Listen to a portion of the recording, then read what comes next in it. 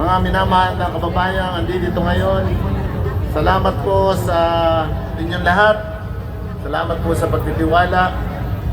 Kasama po kami sa panalangin, binitiwan ng ating minamahal na gobernador na sana po ay manatili tayong isang malaking pamilya na noon, ngayon at sa darating pang panahon ay patuloy na magsasama-sama, magkakaisa, mananalangin sa ating dakilang Diyos upang isulong natin ang kapayapaan, isulong natin ang kaunlaran, at higit sa lahat ang ating matapat na pananalig sa isang dakilang Diyos na nagbibigay sa atin ng lahat ng grasya na tinatamasa natin sa araw-araw.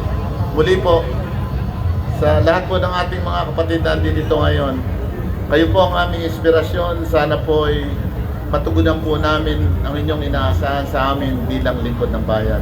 Muli po ang ating pasalamat sa ating mahal na patron, San Juan Bautista, at sa ating dakilang Diyos na sa araw-araw ay kapiling natin pumapatnubay sa atin.